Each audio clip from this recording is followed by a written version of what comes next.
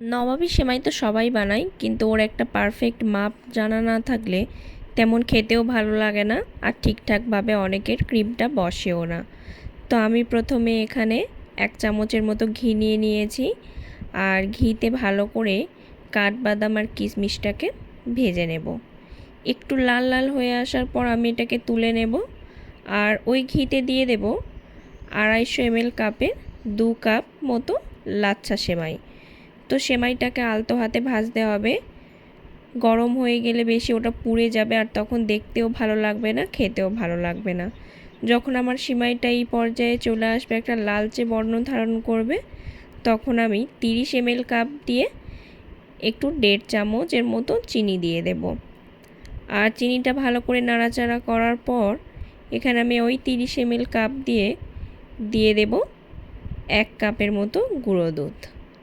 তো গুঁড়ো দুধটাকেও ভালো করে আমি মিশিয়ে নেব। দেখবেন যাতে বেশি গরমে আবার দলা পাকিয়ে না যায়। তো আমার এখানে সেমাইটা ভাজা হয়ে গেছে, এটাকে আমি তুলে রাখবো, না হলে এটা লাল হয়ে যাবে। তো আমি এখানে 2 কাপের মতো মানে 500 ml দুধ নিয়েছি। দুধটা আমার আগে থেকেই জাল করা ছিল। তো আপনারা যদি সদ্য জাল করতে চান তাহলে একটু পরিমাণে বেশি নিলে হয়ে যাবে। তো দুধটা যখন জাল হয়ে 250 হয়ে যাবে, তখন আমি এর জন্য দেব একটু সামান্য পরিমাণে গুঁড়ো দুধ।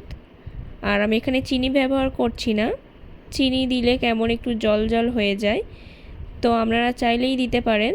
আমি এখানে চিনির পরিবর্তে কনডেন্স মিল্ক ব্যবহার করছি। তো কনডেন্স মিল্কটা দেওয়ার পর আমাকে অনবরত নেড়ে যেতে হবে, না হলে তলায় যে একটা ধরার ভয় থাকে।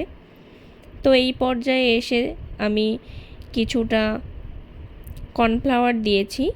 তো আপনারা চাইলে এখানে কাস্টার্ড পাউডারও দিতে পারেন।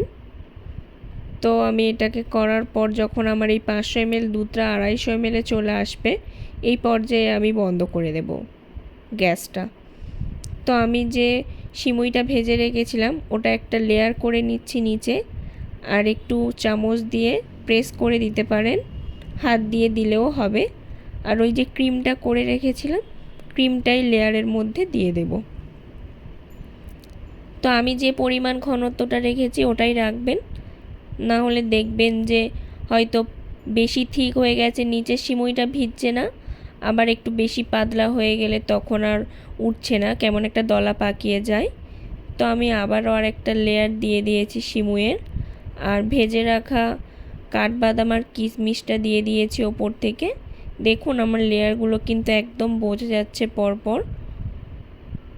তো আমি এখানে 2 ঘন্টার জন্য রেখেছিলাম ফ্রিজে, আমার এতেই সেট হয়ে গেছে। আর দেখুন কেমন সুন্দরভাবে কাটার পর পিস হয়ে উঠে আসছে। আপনারা চাইলে আর একটু বেশি সময়ও রাখতে পারেন।